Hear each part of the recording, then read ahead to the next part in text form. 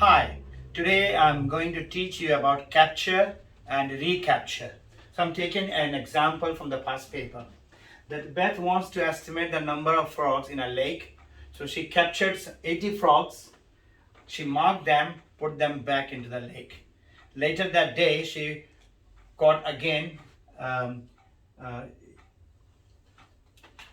she took them a second sample of 80 frogs again. So what happened? She finds that 10 of them are marked. So first time 80, mark them, put them back. This is the basic concept of the question. Animals, beetles, flies, zebras, elephants, anything, you catch them first, mark them, release them back. Second time you got another numbers and then find out how many are marked. That is a capture and recapture. So very simple technique of that. The first time, whatever you caught, 80 frogs, you write down here and always write down X below in the denominator. Whatever the first time you catch, you write down on the top, whatever the number. Right? Second, then what happened?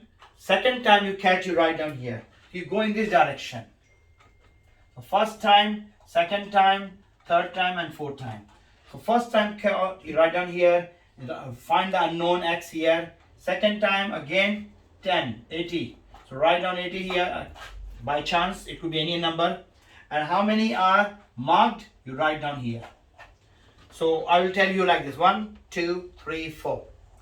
The first one, the first time, whatever you catch, animals, beetles, flies, frogs, anything, you write down here, number 1. Second is always X, like that. Then equal sign, this is anti-clockwise. You always write down second time you catch again. Here, luckily it is again 7, again 80. It could be any number. So you write down here. And how many are marked out of that? So you write down here. And we will do one more example. Then the second thing you do is a cross multiplication. You multiply these two numbers, you multiply these two numbers. So 10 times X is 10X. And 80 times 80 is 6400. So X will be equal to 6400 divided by 10. Knock out the 0. So estimated, that's an estimated number, is 642. It is found that your estimated number will be very close to the real number.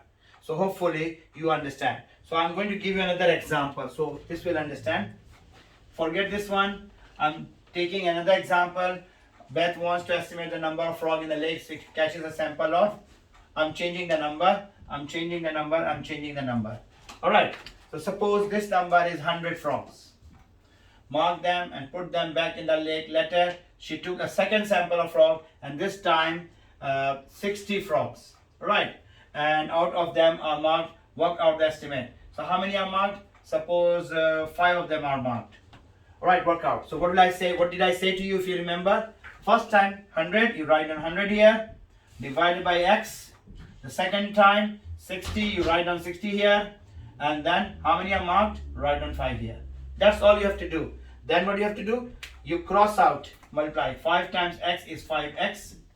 And 60 times 6,000. So X is equal to 6,000 divided by 5. 5 times 1 is 5. 5 times 2 is 10. 1200 is an estimated number of frogs. And remember, here I have given you the example of frogs. It could be deer, it could be giraffe, it could be elephant, it could be small mosquitoes, it could be anything. Alright, remember that. You always do like that. Whatever the first time you catch, you write down here, then you always write down X. Then go here, the second time you catch, you write down here, and then the marked one on the top. Cross multiply, and you get the answer. I hope you get it. Thank you very much.